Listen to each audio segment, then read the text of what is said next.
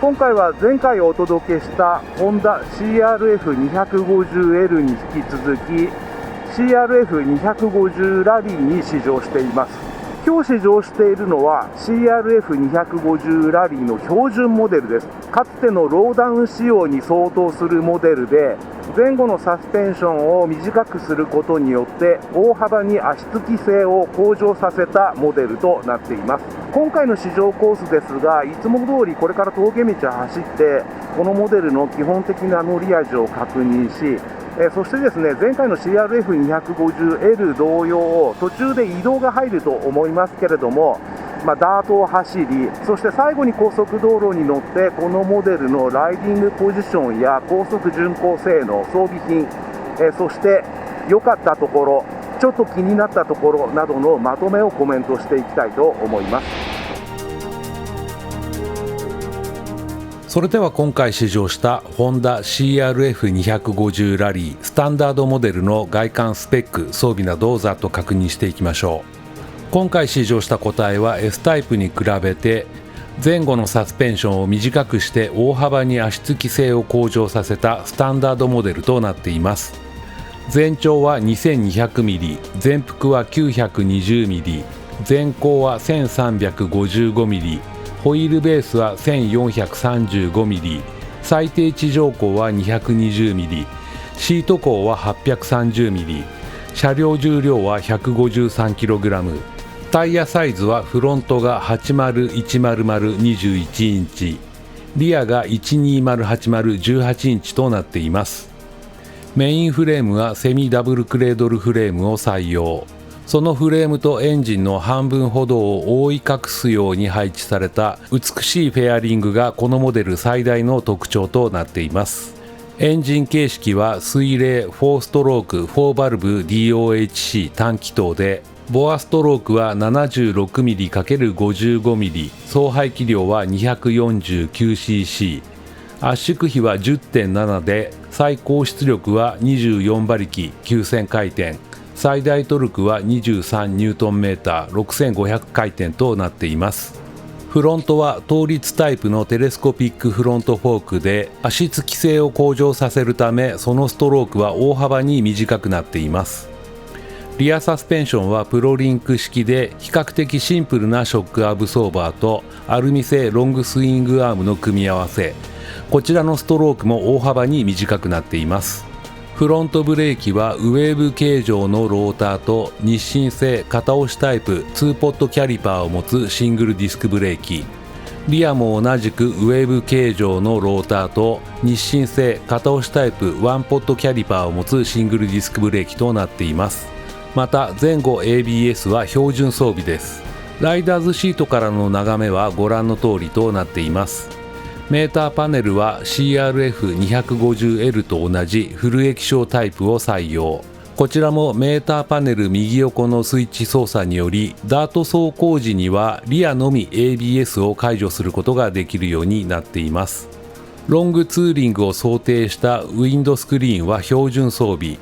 その内側にはアクセサリーをクランプするためのバーを装備しています。その直径はハンドルバーと同じで、ハンドル周りのアクセサリーがそのまま使えるようになっています。ライト下のグリルはダミーですが、このようにライダーの気分を盛り上げる衣装がそこかしこに散りばめられているというのがこのモデルの大きな特徴となっています。左右のスイッチボックスやグリップラバーのデザインなどは CRF250L と共通ですが、このモデルではグリップエンドに小型のウエイトが装着されています。また左右のレバーやナックルガードのデザインは CRF250L と共通です。このモデルではロングツーリング時の快適性を考慮してステップにはラバーが装着されています。またこのラバーはライダーの好みや走行条件に応じて取り外すことも可能です。車体後部右側には鍵付きの小物入れとヘルメットホルダーを装備しています。 CRF250L に対して大幅に増量された燃料タンクの容量は12リットル、給油口もエアプレーンタイプを採用しています。シート形状はご覧の通りオフロード車らしいものですが、 CRF250L と比較すると幅が20ミリほど広くなっています。またライダーの疲労を軽減するためラバーマウントになっています。ダカールラリーなどで活躍する CRF450 ラリーの姿を彷彿とさせる美しいフェアリングがこのモデル最大の特徴と言えるでしょう。そのデザインもさることながら CRF250L で悩まされたエンジン右側の厚さを軽減するという意味でもこのフェアリングは大きな効果がありました。特徴的な左右非対称のヘッドライトやウインカーは LED、 テール・ブレーキランプのみがバルブタイプとなっています。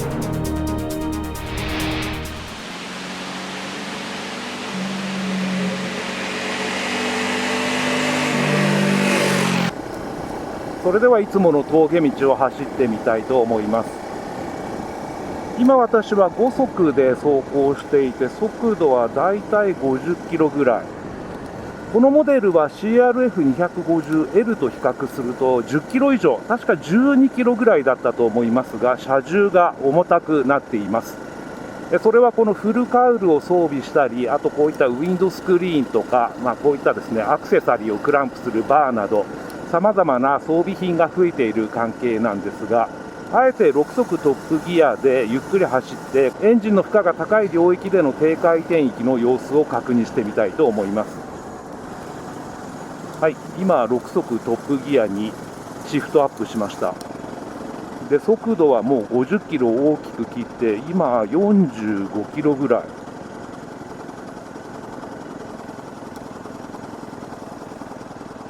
映像上は少しガクガクしているように見えますが、乗っているライダーとしてはエンストしそうな気配というのはあまりありません。それどころかここ少し上りになっているんですけれども、こんな感じではありますが、とことこと上っていくぐらいの余力はあって、さすがにこのエンジン低回転域のトルク感、粘り十分にあるなという印象です。でこのままスロットルを開けていくと徐々に加速状態に持ち込めるといった感じなので、前回の CRF250L と同様ではありますが、車重が12キロぐらい増えたとしてもこのエンジンの低回転域はもう十分に使えると言ってよいと思います。ここから徐々に上り坂が始まってくるんですが、そういった状況でももう5速に入れておけば全く問題ないといった感じです。こんな感じでシフトダウンせずともスロットルを開けていくだけで、これぐらいの上り坂であればもうぐいぐい上ってくれるといった感じ。エンジンのトルク的には 250cc モデルとしては何ら不満のないものだと言えると思います。はい、今4速にシフトダウンしました。4速で制限速度付近で走るとだいたい4500回転から5000回転あたりといったところでしょうか。この状況ともなるともう右手の操作だけでいつでもトルクだけではなく必要なパワーも取り出せるといった感じ。この辺りは前回の CRF250L でもコメントしましたが、さすがにこのエンジン登場してもう随分時間が経過していますし、改良も加えられてきていますが、オンオフ問わずさまざまなモデルに搭載されているだけのことはあるなと思います。ここから本格的な上り坂となるのでさらにシフトダウンします。今3速。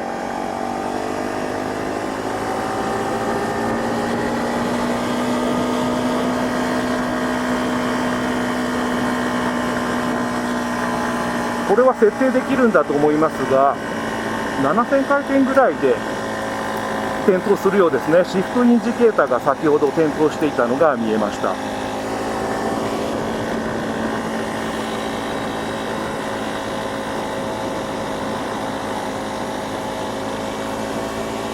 こういったきつい勾配でもエンジンは高回転域まで何らストレスなく回りきるといった感じ。この辺りはやはりスポーティーなエンジンでもあるなと思います。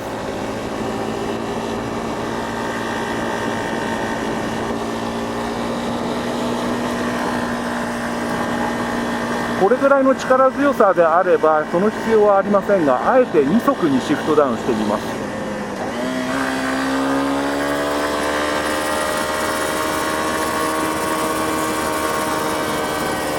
2速だとエンジンの回転数が9000回転から1万回転ぐらいまで到達してしまうので、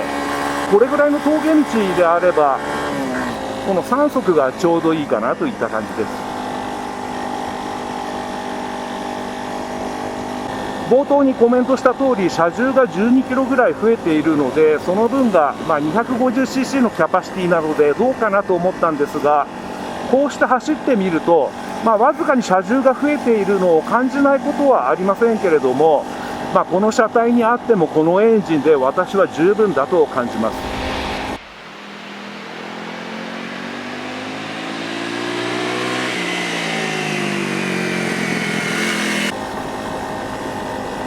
でおそらくエンジンに関してはこの先も CRF250L と当然のことですが大きく変わるところはないと思うので、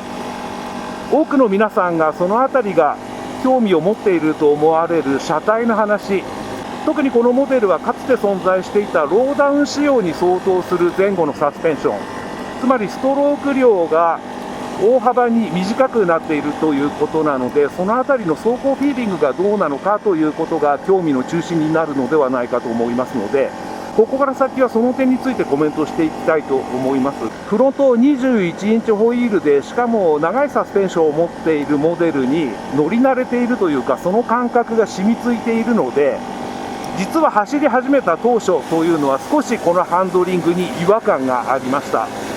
先ほども言った通り、このモデルはフロント21インチホイールを持っているけれども、ストローク、サスペンションのストロークが短いんだということが頭の中で理解しきれていなくて、そのあたりがですね、ちょっとおかしいなというか、違和感のあるハンドリングだったんですが、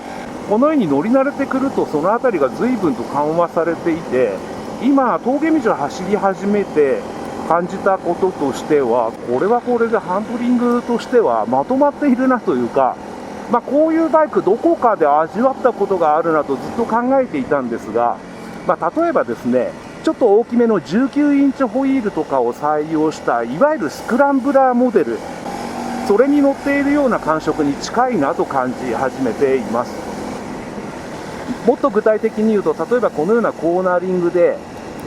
長いサスペンションストロークを持つオフロード車だと、車体を倒し込んでいくときにその21インチホイールがもたらす、強固な安定性と合わせて車体の倒し込みがグラーンとゆっくり倒れていく、船とかボートに乗っているような車体の挙動に感じることが多いんですが、このモデルはサスペンションのストロークが相当詰められているので、そういったですねグラーンと倒れていくような感覚が相当緩和されている。ですのでこのモデルはですね、例えばオンロードモデルから乗り換えたとしても、むしろですね違和感が少なく感じる方が多いのではないかなと想像しています。峠道のこちら側は道が荒れているんですが、今度こういうところになってくると、サスペンションのストローク短くなっているとはいえ、フロント21インチホイール、そしてブロックパターンの明確に刻まれたタイヤを装着しているので、むしろ先ほど言った車体の特性と合わせてこういう場所を走るのが得意なモデルであるなと感じています。今のような大きなギャップを拾った時もフロント21インチホイールなので、そういったものを乗り越える力が強いですので、ライダーとしては乗り心地もよく感じられますし、こういった荒れた路面を走っている時の安定性も上々だなと感じるのではないかと思います。このような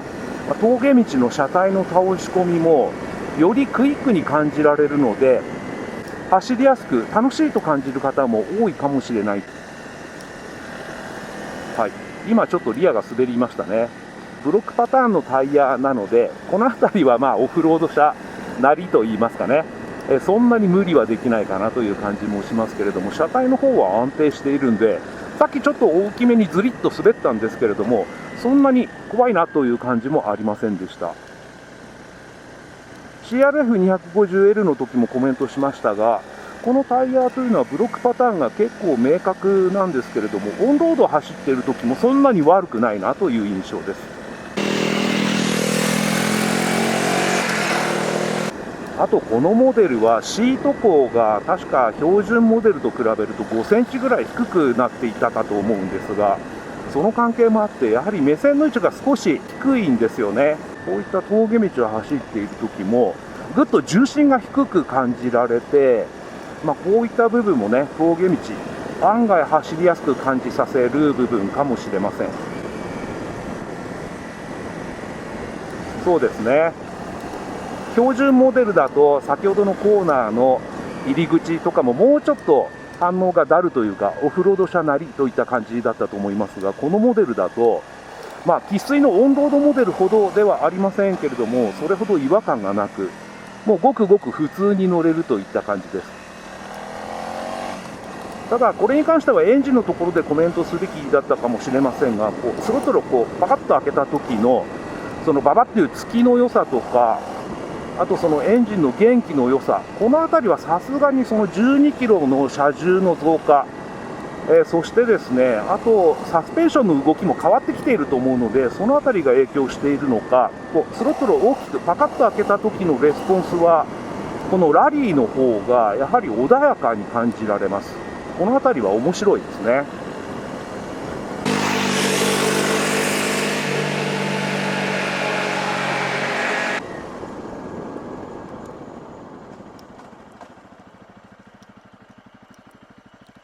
はい、それでは U ターンしてみます。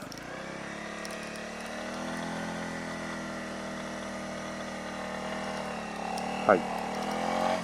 まだフルロックまで至りませんでしたが、かなりくるっと回ることができました。エンジンの低回転域の粘りは峠道を走り始めた時にコメントした通りで、なおかつこのモデルはアシスタントスリッパークラッチが標準装備となっているので、クラッチの操作が本当に柔らかいんですよね。この辺りで小技は相当決めやすくなっていると思いました。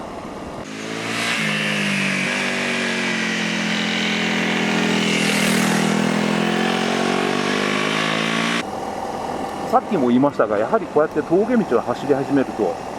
目線の高さが随分違うんだなという印象で、この辺りはね、オフロード車がグランと高いところから車体が倒れていくのがちょっと怖いなと感じる方も、これぐらいであればそんなに恐怖感を感じることなく車体を倒していけるのではないかと思います。さすがにサスペンションのストローク詰められているとはいえ、オフロードを走行することも想定しているモデルなので、それなりにサスペンションはしなやかにできているでしょうし、ストローク量も不都合があるほど詰められてはいないということなんだと思いますが、いずれにしてもですね、乗っている感じとしては先ほどのコメントに立ち返りますが、私としてはなんとなくスクランブラーモデルに乗っているような感じがして本当に面白い。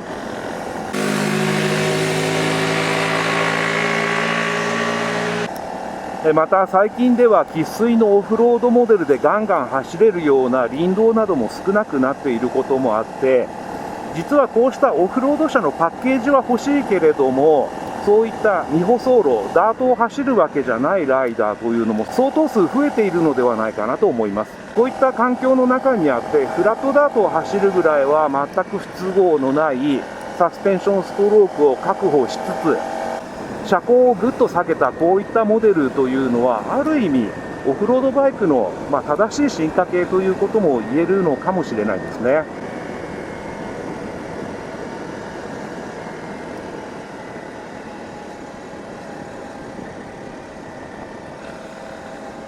こういったぐるっと回り込むようなコーナーも、フロント21インチプラス長いストロークを持つサスペンションのオフロード車と比べると、やはりね、ちょっと違うなという感じはするんですけれども、これはこれで十分に成立しているという感じです。あと私は身長179センチで、さすがにこのモデルだと足はべったりついて膝もかなり余るという感じなんですが、おそらくですね、これぐらいシート高が低くなっていれば足つきで苦労するライダーは相当少ないのではないかなと思います。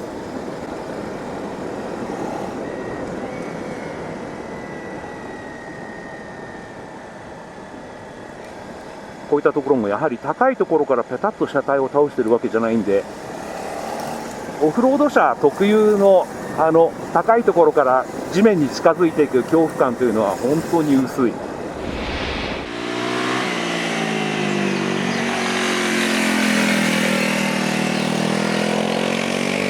ブレーキはどうでしょうか。まずフロントブレーキ、はい、予想した通りですね。サスペンションのストロークが短くなっているんで、オフロード車のようにフロントブレーキをかけると手が伸びきってしまうほどのノーズダイブというのは抑えられていて、オンロードを走るバイクとしてはこちらの方が圧倒的に整合性が取れているといいますかね、適しているというか、そんな感じだと思います。またサスペンションのストローク相当短くなっていると言いましたが、こういったオンロード走行においては、またブレーキングにおいてはその不都合は全く感じられないどころか、やはりこの点においても長いストロークを持つS のモデルよりもこちらの方が走りやすいような気がします。ブレーキのタッチ自体は CRF250L と当然のことながら変わるところはありません。ローターにパッドが食いつく感触も明確に感じられますし、絶対的なその制動力も比較的高いのではないかなと思います。タイヤがタイヤなんで、こういった舗装路で無理はできませんけれども、こんな感じでかなり効くなという印象です。リアブレーキはどうでしょうか。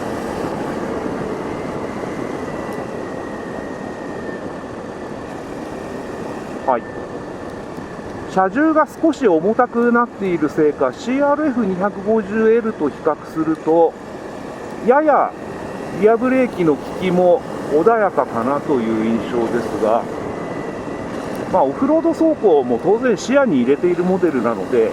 私はこれぐらいでも良いのではないかなと思います。オフロードであまりに敏感に効くリアブレーキというのはかえって使いにくいと私は感じているので、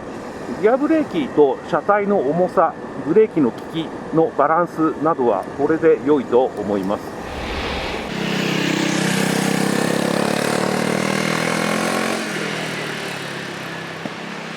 あとこのモデルはご存知の方も多いと思いますが、 CRF250L と比べるとこの燃料タンクがかなり大きくなっています。